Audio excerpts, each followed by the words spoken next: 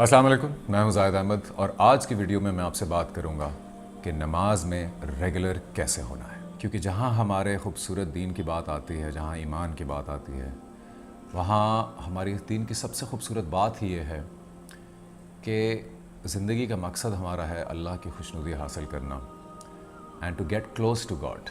اور اس میں نماز کی صف میں جہاں جنرل کھڑا ہے، جہاں پولیٹیشین کھڑا ہے، جہاں مالی کھڑا ہے، سب ایک صف میں ساتھ کھڑے ہیں۔ تو میں ایک ایکٹر ہوتے ہوئے اپنی زندگی میں اپنے رب کے پاس ہونا چاہتا ہوں، اور میں اس کوشش میں اس راستے پہ چل پڑا ہوں۔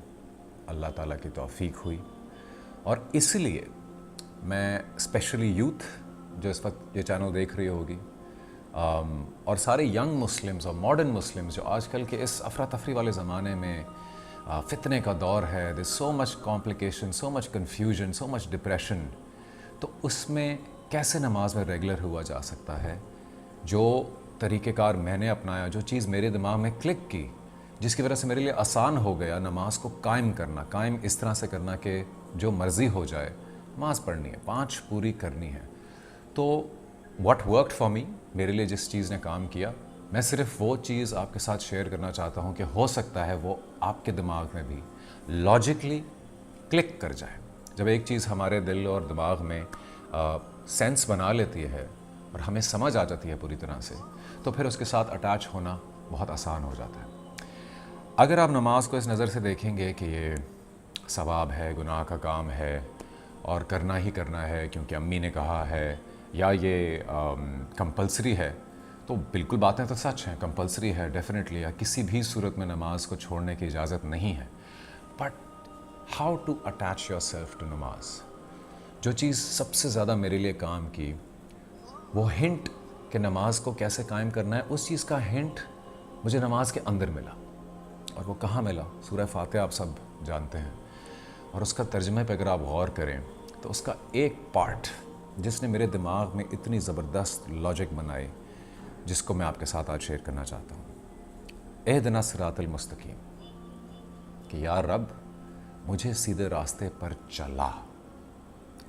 اس بات پہ آج ہم غور کریں گے کہ مجھے سیدھے راستے پر چلا، یعنی میرے اور آپ کے بس میں نہیں ہے کہ ہم ایک دن اٹھ کے 5 وقت کی نمازی بن جائیں۔ میرے اور آپ کے بس میں نہیں ہے کہ ہم سیدھے راستے پر چل پڑیں اور ہم ایک دم سے نیکوکار ایک دن ہو جائیں۔ یہ اجازت، یہ توفیق، یہ پاور آپ نماز کے اندر پڑھتے ہیں اور اللہ تعالیٰ سے مانگ رہے ہیں کہ وہ آپ کو طاقت دے، وہ آپ کو قوت دے کہ ہمیں سیدھے راستے پر چلا۔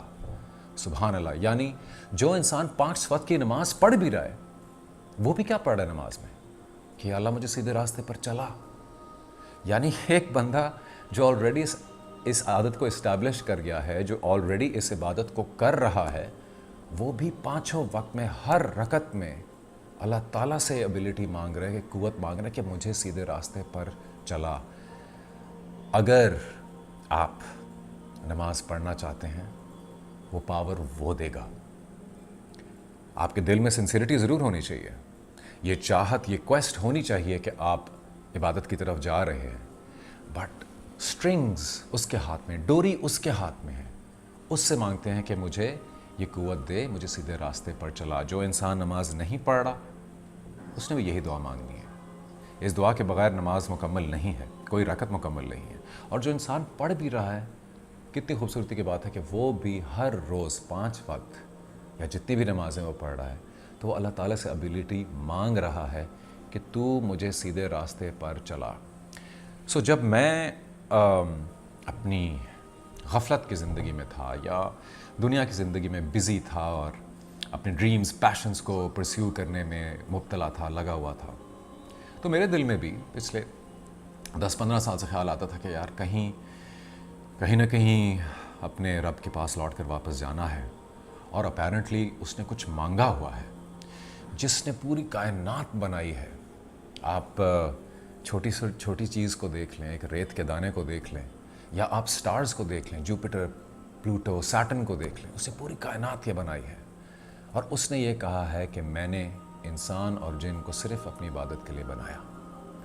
تو اس سے صرف یہی ظاہر ہوتا ہے کہ آپ نے اس زندگی کے سفر میں آپ نے جو کچھ بھی کرنا ہے ضرور کریں. جو آپ کا پیشن ہے, جو آپ کا کریئر ہے, اس کو پورے لگن سے, پوری سنسیریٹی سے ضرور فالو کریں. پر جو اللہ تعالیٰ نے مانگا ہے اس کو بھی فالو کرنا ہے, اور وہ سچے دل سے فالو نہ کیا تو اس کا کوئی فائدہ نہیں. سو ٹو اسٹیبلش پریئر, آپ پہلے بہت آرام سے سلو نماز پڑھیں. نماز میں چوری, نماز میں سپیڈ, نماز میں جلدی کرنا, یہ بہت بیوقوفی کا کام ہے اور غلط کام ہو جائے گا. یہ نماز کو تحمل سے پڑھیں. اور ایک اور پریکٹس جو میں ہر نماز میں کرنے کی کوشش کرتا ہوں, اور یہ مشکل ہے لیکن پریکٹس سے ہر کام آسان ہو جاتا ہے, وہ یہ ہے کہ جو آپ نماز میں پڑھ رہے ہیں اس کو سلو پڑھیں, اور اسی وقت اس کا ترجمہ دل اور دماغ میں ضرور کریں کہ میں نے ابھی کیا کہا. اگر آپ سورہ فاتحہ بھی, آپ سب کو رٹی بھی ہوگی, لیکن گولی کی طرح ساری آیات پڑھ جائیں گے تو آپ وہ ایسنس, وہ ایفیکٹ لا نہیں سکیں گے اپنے دل اور دماغ میں جو آپ کہہ رہے ہیں. اور اگر آپ نے رک کے صبر سے ترجمے کے ساتھ اس کو پڑھا, اور آپ نے اس چیز کا احساس کیا کہ میں نے جو بھی بولا ہے, میں نے مانگا ہے اللہ سے کچھ, میں نے مانگا ہے کہ مجھے توفیق دے, مجھے سیدھے راستے پر چلا, تو پھر وہ توفیق آپ کو آنا شروع ہوگی. پھر آپ یہ پریکٹس ایک نماز سے شروع کریں. وہ توفیق دے گا تو وہ ایک نماز 2 ہو جائیں گی, وہ توفیق دے گا تو وہ 2 سے انشاءاللہ 5 بھی ہو جائیں گی. اور اگر مشکل ہے, فرض سے شروع کریں. فرض کا چونکہ سوال ہے, میں نے بھی ایگزیکٹلی یہی کیا تھا, فرض سے شروع کیا, کیونکہ جب آپ ظہر کا سوچتے ہیں تو 4 سنت, 4 فرض, 2 سنت بہت زیادہ لگتا ہے.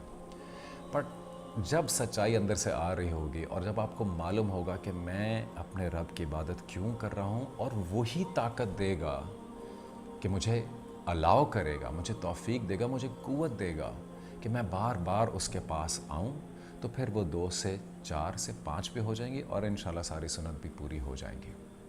سو this was the number 1 thing. صرف ایک چیز کے ساتھ میں نے اپنے آپ کو اٹیچ کیا کہ یا اللہ, مجھے نماز پڑھنی ہے, مجھے نیک بننا ہے, مجھے آپ کے پاس واپس لوٹنا ہے, تو مجھے اس کی ابیلٹی دے, مجھے اس کی طاقت دے, عطا فرما, توفیق دے.